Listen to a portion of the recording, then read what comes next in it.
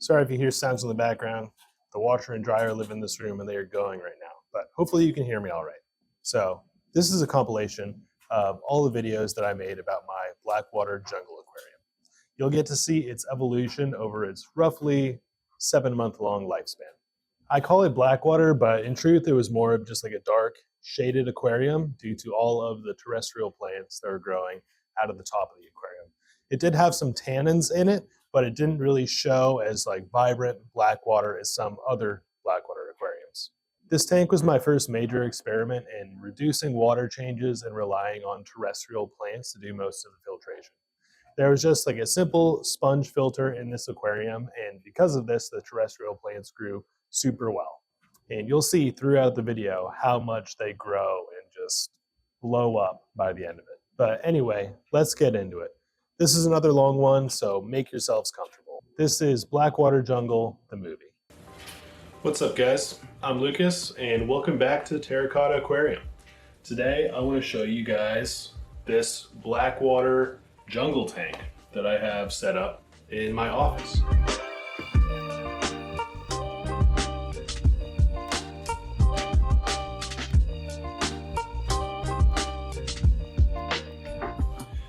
I think first I'm going to talk about the inhabitants, then we'll talk about the plants, the hardscape, the plants that are immersed above here, and then there's another shelf up top.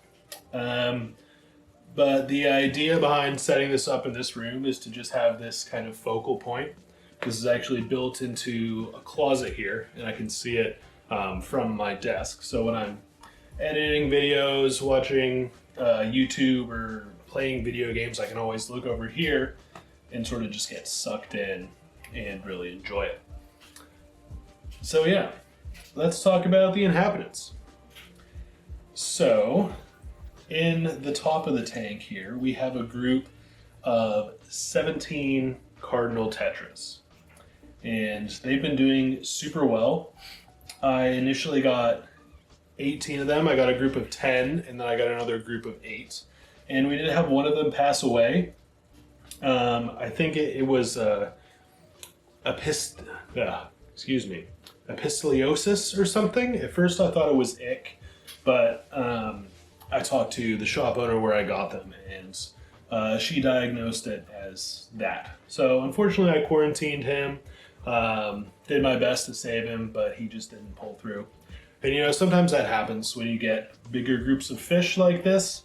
There's going to be one that has some sort of genetic defect or gets sick, something like that. But all of the others are thriving. They eat super well. They have like a really good feeding response, and they'll kind of, you know, follow me around a little bit as I'm watching. But they love spending time like in the roots on either side of the tank and hiding in there, swimming around. And I think they're very, very beautiful. They give this really vibrant pop in a darker tank like this. Next up, we have a group of 6 peppered cories. Right now they're all down in the bottom here because I just fed them and they're trying to get the little bits. But they are super cute. They're a pygmy cory species.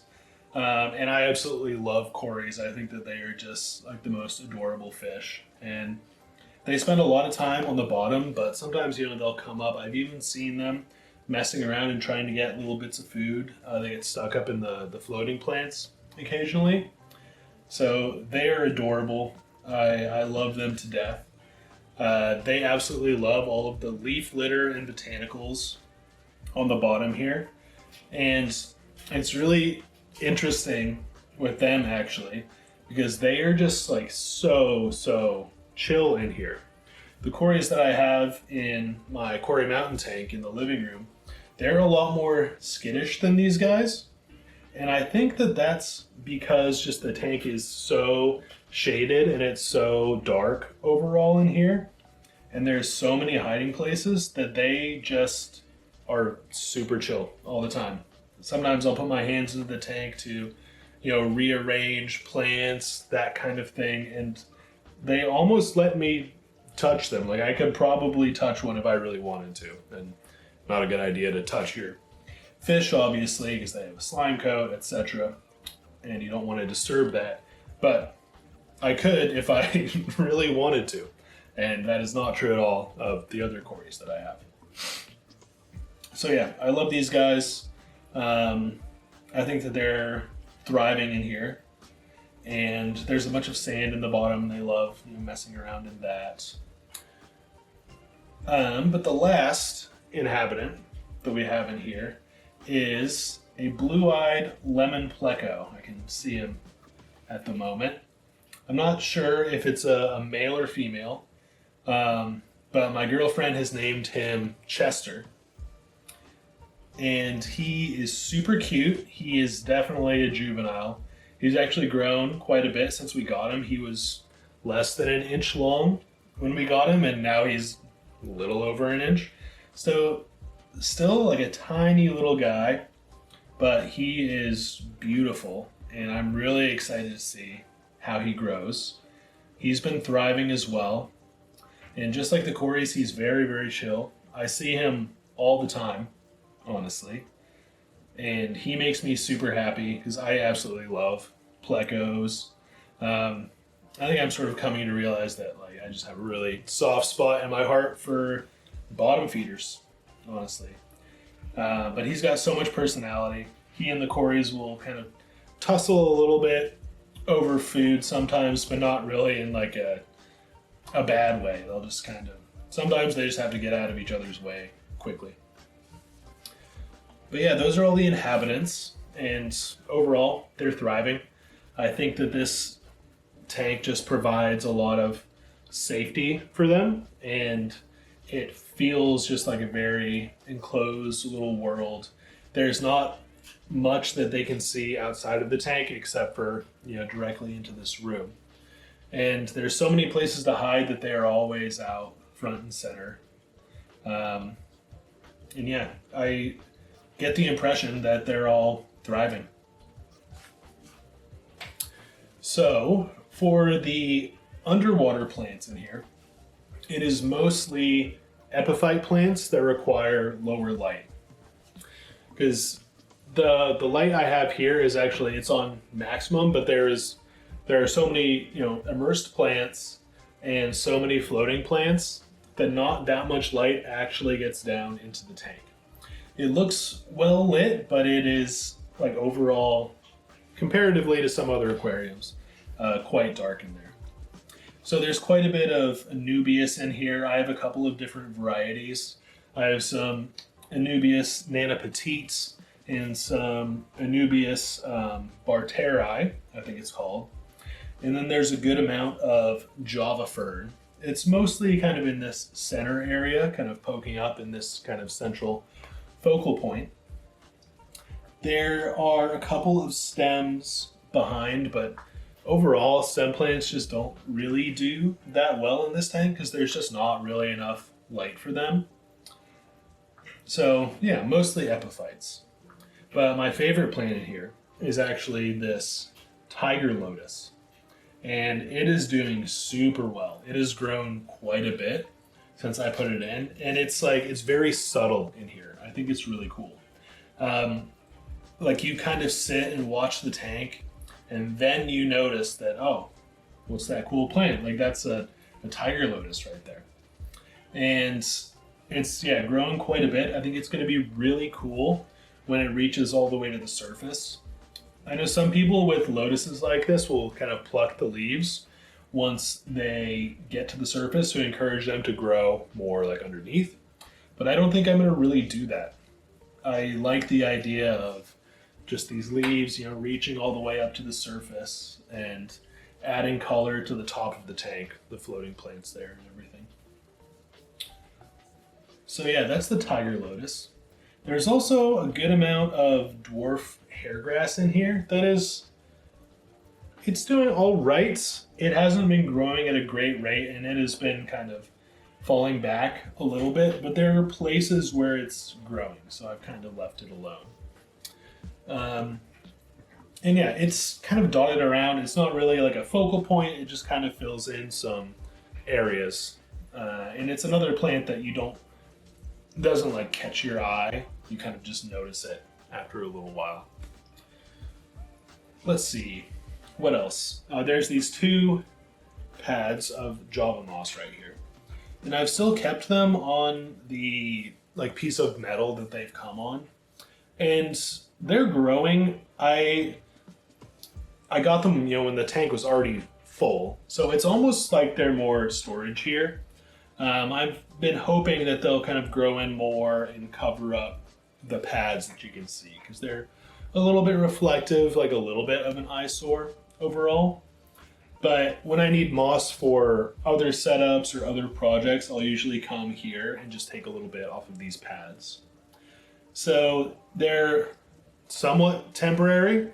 They're kind of temporary until they grow in, if they do grow in, which they may or may not. But they're covering up some pieces of this piece of wood here that have some glue marks from the previous aquarium that this wood was in. So for the hardscape, there is quite a bit of spider wood that I kind of have just snaking over the tank, sort of at like a downward slope in this direction. There's this central piece and then all of these twigs. And then there's a couple of pieces. I don't totally remember what this is. I think it's some sort of bog wood, something like that. There's a big piece over here and then a smaller one over here. And then there's a bunch of like medium-sized kind of river pebbles dotted around in here, and a bunch of alder cones and catappa leaves that are giving it that sort of more Blackwater tanned feel. And it's a little bit hard to tell how tanned the water is, and that's mostly because of the amount of light coming in and the reflective nature of kind of all of the green in the center and also the black background. So like when I do a water change on this tank, it comes out like pretty tanned. But for whatever reason, when you're looking at it, it just doesn't look like super red or anything. But that's totally fine.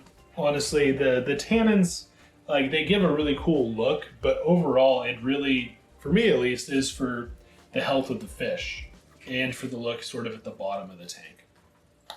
And I like having all of these leaves and cones in here because of the plants above too. I think it gives this cool impression that like we are at the bottom layer in like a jungle river, and all of this stuff is falling down and getting collected. All of these sticks sort of wedging their way in, and creating this really cool underwater jungle vibe. And I guess that's a good segue into the plants up top. Okay, so the immersed plants. You can see we've got this monstera here, and then there's a peace lily here. We've got some golden pothos. There is a lemon button fern, and then my ficus ginseng bonsai. And also philodendron here. I moved this philodendron in here recently because it was kind of struggling in the rest of the house, and I'm hoping that the kind of increased humidity in this room with evaporation coming from the fish tank and also the higher lighting in here is going to help this. So for the lighting, we've got the light for the fish tank, which is also giving a lot of light to the pothos in here, the monstera, and the peace lily.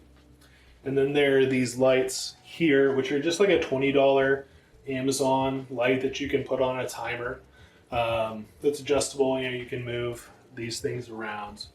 And yeah, I found that it just works really well for this space because I can just clip them on super easily right on this shelf, and they give plenty of light to the plants. All the plants in here are doing super well and growing really quickly.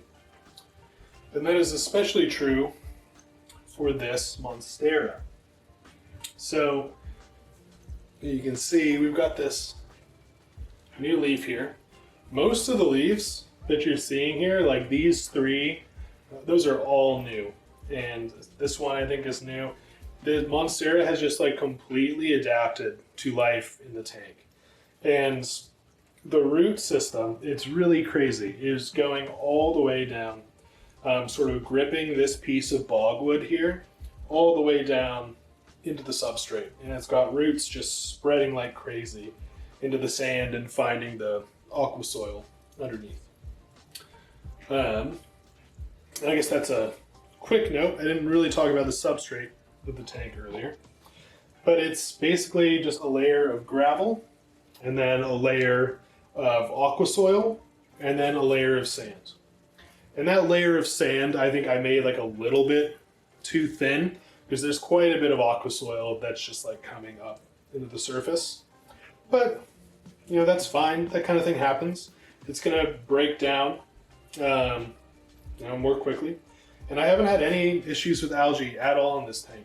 So I don't really see it as a problem. It's maybe a little unsightly to the seasoned aquascaper who just really wants that perfect look on everything.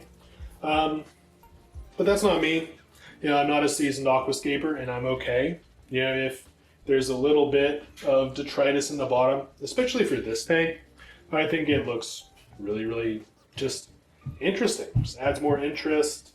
There's all this leaf litter on the bottom already, so I'm fine with it. But anyway, plants. Monstera. So yeah, it's got all of the roots coming down. There are a ton of aerial roots as well that are going just straight down the tank into the bottom. The main root that this Monstera is on right now is actually an aerial root. And Monsteras will kind of use these aerial roots to creep along the ground in the wild or climb up trees. And so it's using these aerial roots to kind of move this way across the tank, which is cool. That's like exactly what I wanted, honestly. It was just this kind of canopy of leaves, and it's doing what I want. So yeah, it's great.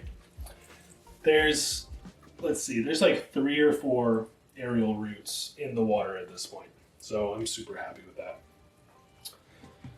The peace lily is surprisingly not doing as well as I wanted. It had flowers that were up to about here before I put it in this tank, and it's just taking quite a bit longer to adapt. It has gotten quite a bit of root growth since I did like a little bit of pruning on it and took out some of the flowers that weren't doing so well. So I'm hoping it'll kind of adapt, but it's just been taking its time, honestly. And all the plants here up top, like, they're doing fantastic. This is one of the best places in the house for plants.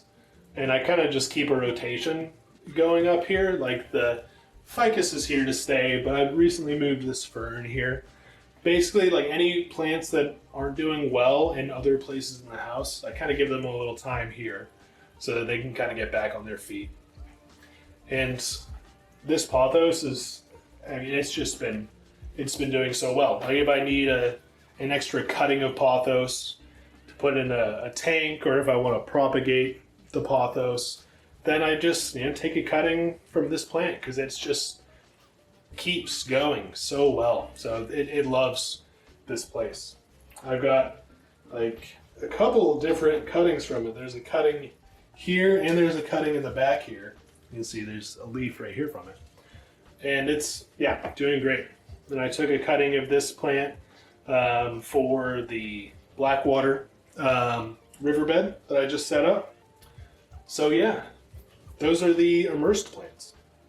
So overall, this tank has just been a joy to have. It kind of just takes care of itself completely. I've done maybe 3 water changes on it in the 3-ish months that it's been set up, something like that. And yeah, the roots of the immersed plants just totally take out any nitrate buildup that I would need to worry about. They are just like a massive filter. And there is a sponge filter right in the center here, but I don't really need it that much. The main thing that it's doing is just agitating the surface of the water to just make sure that enough oxygen is getting into the system. But it's not really doing any actual filtration. There's sponges on it, and there's some media in there with ceramic media, that is giving a place for beneficial bacteria to build up. But I'm sure all of the substrate and everything at this point is just totally colonized with beneficial bacteria. And I've been thinking about taking it out, but I mean, I'm just kind of leaving it be. The tank just doesn't need that much for me. You know, I feed the fish and I enjoy them and I watch the plants grow, but I don't really, I don't have to do any maintenance. And that was kind of my plan with this tank, is just set this up in a way that I don't need to maintain it at all and just sit back and watch. So yeah, it makes me super, super happy. All right, so here we are. The jungle in all of its glory. I just did a video on this tank, so there's not too much to talk about in terms of the plant growth inside or the inhabitants. I mean, they're all doing absolutely great. This tank is a little bit hard to film because it's so dark in here and I get so many reflections. You can just see my hand right in the center there. But cardinals are doing great. All of the cories are doing fantastic. Oh, there's Chester. There he is. He's growing, doing his thing. He's such an active little guy. And Tiger Lotus doing great. I think the peace lily is actually bouncing back a little bit. I need to go in here and remove some of these flowers that have died off. And that's totally natural. That's just part of the peace lily's life cycle. But it has been growing more roots in the back here. So I'm taking that as a good sign. Oh, looks like I got a little floating bit of Anubias. That's probably from the cories. But the main change for this tank is this massive Monstera leaf. Look at it. It's amazing. The Monstera, the stalk of it is just incredible. And that happened over about a week after I took the first video. We've also got this other new leaf right here. So it's just fabulous. And it's just doing so well. It's really incredible. But it has kind of planted itself here with these two major stalks and said, okay, this is where we shoot straight up into the air. So I'm excited. Hopefully we're gonna get some leaves with those beautiful fenestrations, but not yet. We gotta wait.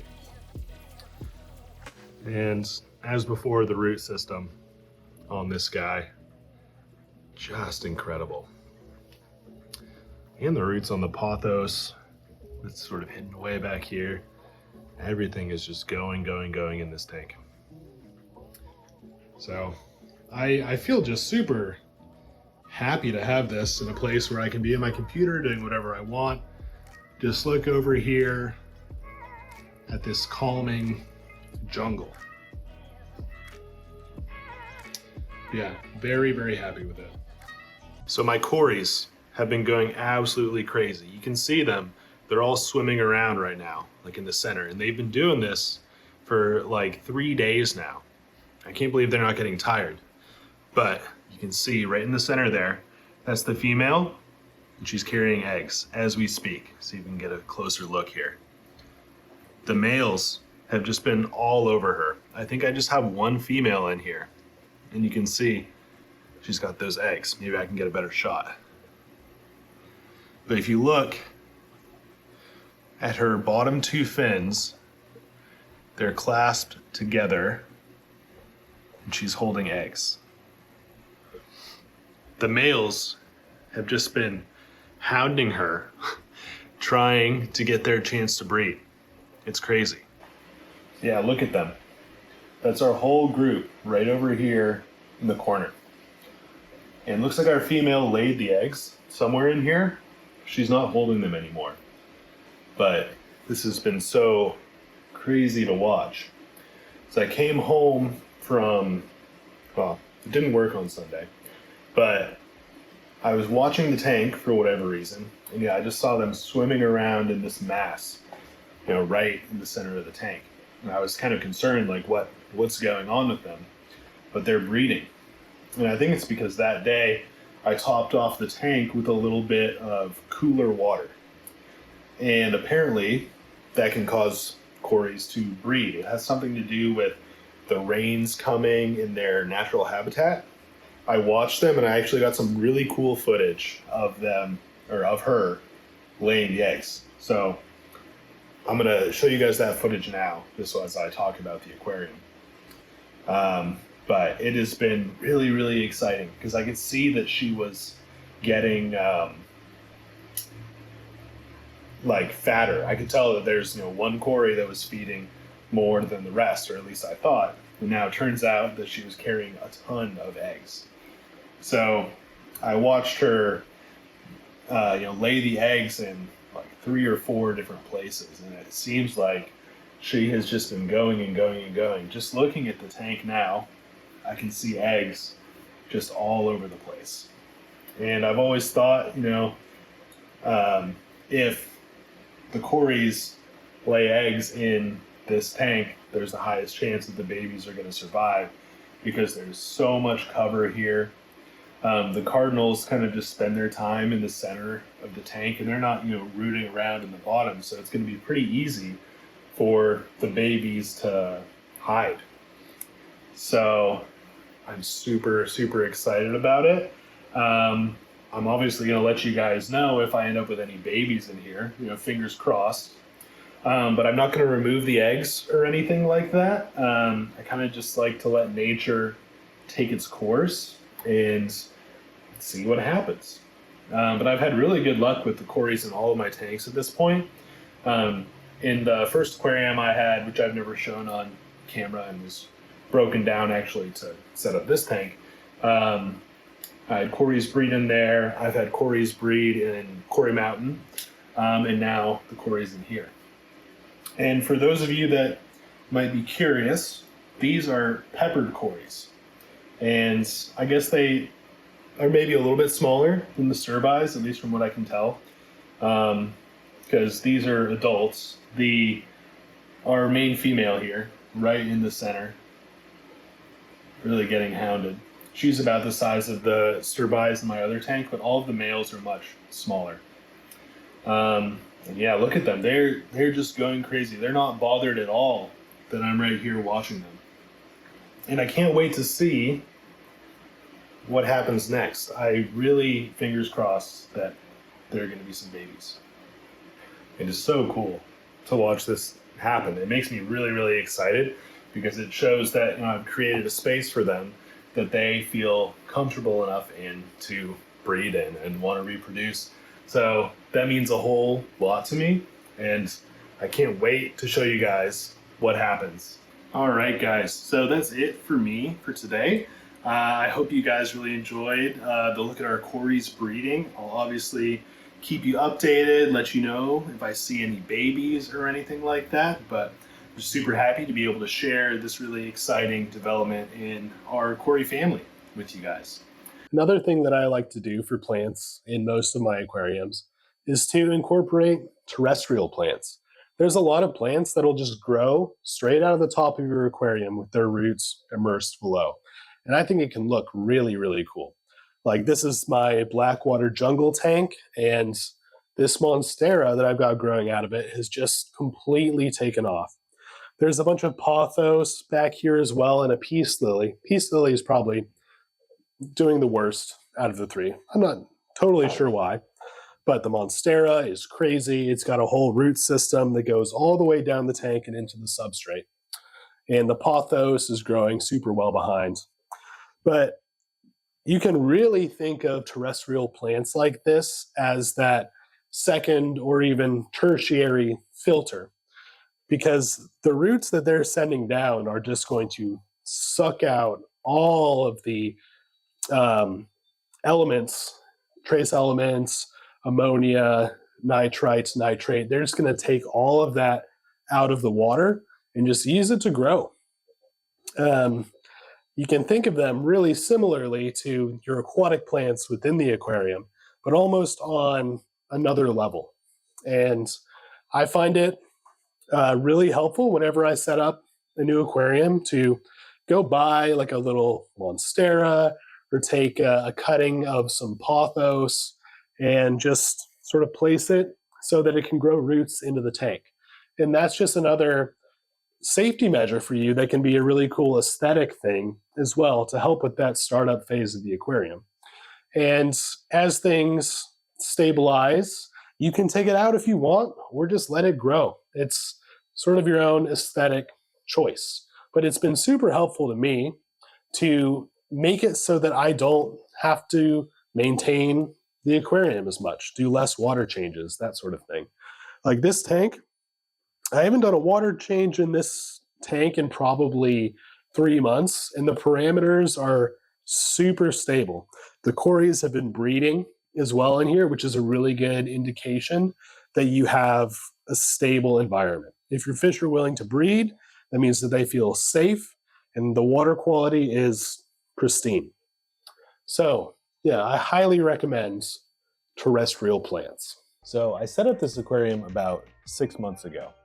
And the reason that I haven't had to do many water changes is these terrestrial plants. But I'll get there. Let me start with the substrate and tell you guys how I set up this aquarium. So I set up this aquarium like I do most of my other tanks. In the bottom, I've got a layer of gravel, and then on top of that, a layer of aqua soil, and then a layer of sand. And you can see here, it is looking like pretty murky and dirty at this point, but that's kind of the vibe that I'm going for with this aquarium. Sort of this bottom of the jungle, sort of murky, botanical filled kind of mess that's just perfect for the fish that live on the bottom here. And the aqua soil that's in this tank, it was originally intended for plants like these, stem plants and other fast growing plants that would use the nutrients. But as this tank evolved, it became for the terrestrial plants. So for this aquarium, these plants are really the star of the show, and they make everything work that I'm doing here. You can see we've got this beautiful couple of monsteras here that's getting its first fenestrated leaves. There's a ton of pothos I think it's converting into giant pothos. These leaves are just absolutely massive and tough. And then there's a peace lily here as well.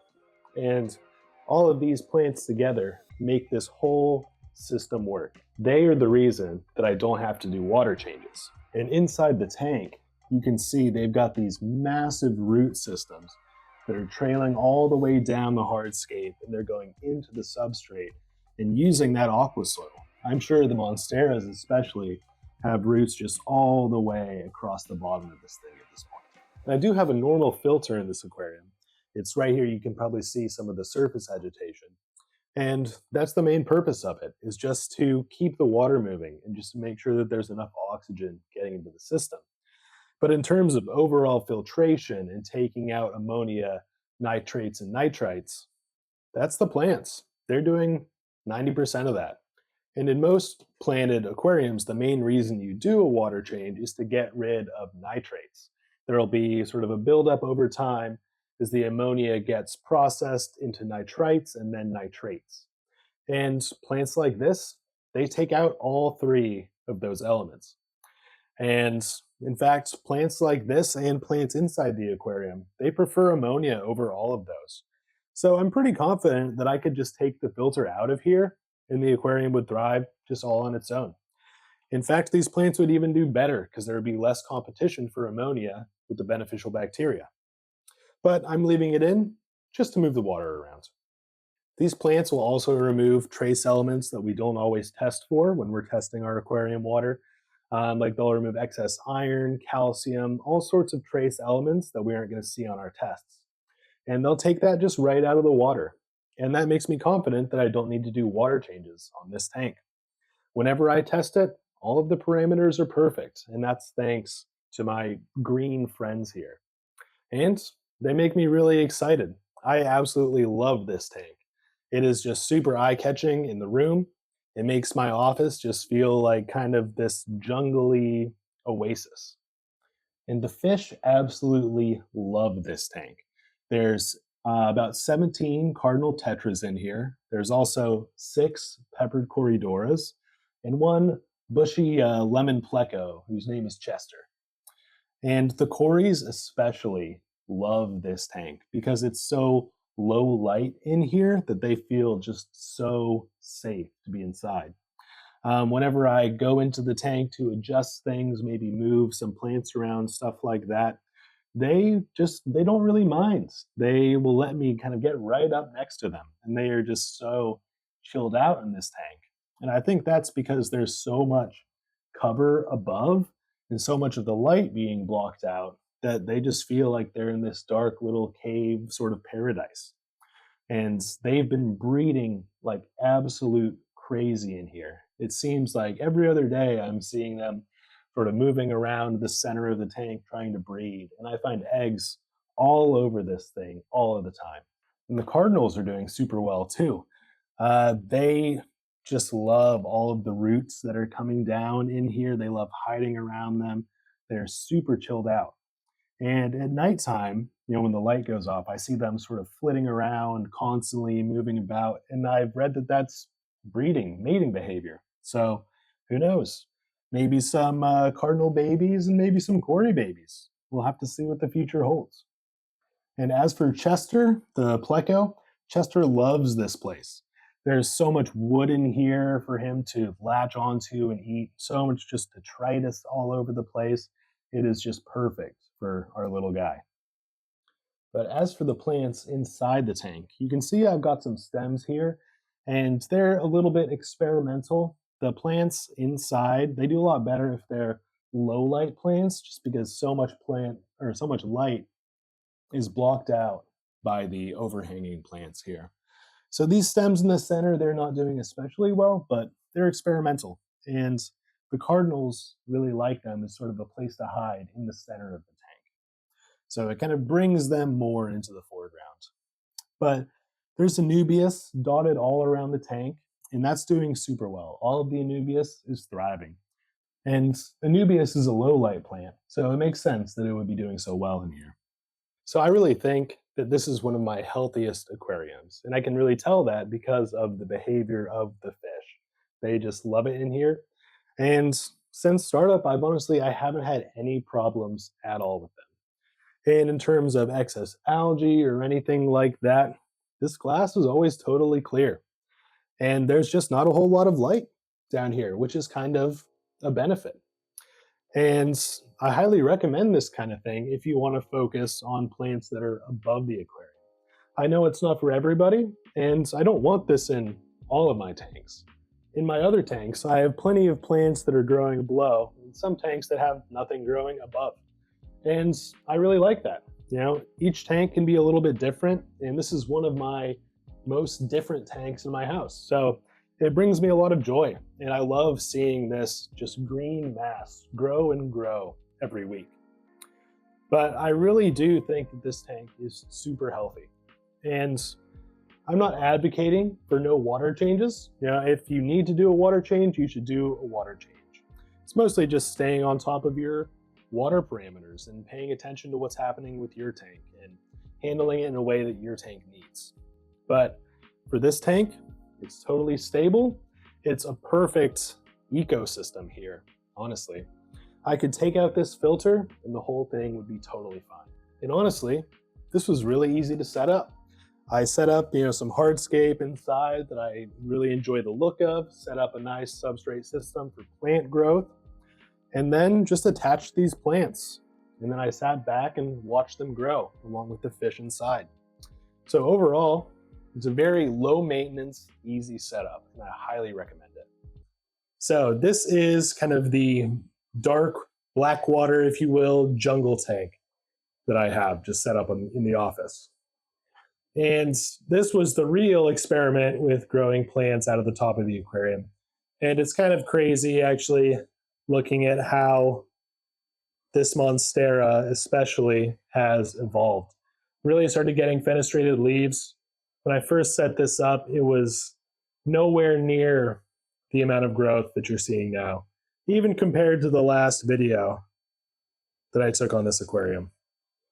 It's really hard to film the inside of it, so I don't think I'm going to try to do too much like fish footage of this aquarium. I'll try to do just a little bit, but it is just so dark in here. You can kind of see maybe the reflection or the glow of the cardinal tetras in here. But there's 17 cardinal tetras and 6 peppered Corydoras, and then 1 lemon blue-eyed pleco named Chester. But they love it in here, and this, I kind of think of this as the least like aquascapey tank that I have, and more of like the ecosystem style kind of fish tank, because it really is suited to their needs. It's super dark in here. All of the fish do really well, and I can tell they have very low stress level in here just because of how low light it is. The plants inside don't really do that well, and at this point the plants up top are just sort of taking so many of the nutrients away from them that it's almost impossible to grow anything in there that's not like a low light plant like Anubias. Like I've got to get them out in there that's just growing nice and slow. It's perfect. But since the last video I took on this tank, you can see that this whole pothos vine has really exploded. And like the pothos in the other tank, you can see just how big the leaves get. And this vine here has sort of sprouted in 2 places. Got a new leaf here, new leaf down below. And yeah, the only plant that's not doing especially well up top is the peace lily. It's kind of in this back corner. You can see it's got a few dead leaves that I need to pick. But I was talking to my fiance about it, and we discovered that there's like a ton of new growth right here, but it needs a place to really spread out a little bit more. So I'm probably going to repot that one when I move, because this tank will definitely need to be taken down. It's far too big to move with the stuff inside, and I'm going to need to find sort of a new home for these plants. I might use them in another aquarium, but I haven't totally decided. So this will totally change, I think. For the next setup in here, it's probably going to be something that is a little bit brighter. But as of now, this is the biggest aquarium that I have. This is 29 gallons. And I've really set this one up to be as low water change as possible. Really just sit back and enjoy. You can see that the water level is a little bit low on it at the moment. And later today or tomorrow, I'm basically going to do my tank maintenance where I top up all the aquariums. But that's actually a good segue for me to talk about one of the problems in this apartment. So the evaporation from these tanks does cause a lot of humidity in the apartment. And this would probably be fine in most apartments, but this apartment is like 50% underground. Like there's a window right there that is at ground level. So all over this apartment, we have dehumidifiers. Dehumidifier, dehumidifier, dehumidifier, dehumidifier, dehumidifier, dehumidifier. And we're still running 60 to 80% humidity. So unfortunately, it's caused a lot of molds in the past. So every 3 months or so, we've been kind of pulling everything out, rearranging a little bit, and cleaning the mold to try to stay on top of it. And I think it would be fine if it weren't for the aquariums. Like we would have more of a manageable level of humidity. And it kind of took me a while to accept this, because obviously I love the aquariums and they make the space beautiful, but that is a problem. And it could easily be mitigated if I just used lids on all the aquariums. But I just don't really like that aesthetic as much. I love having plants like this that are just coming out of the top and really being able to look into the aquarium and see what's going on.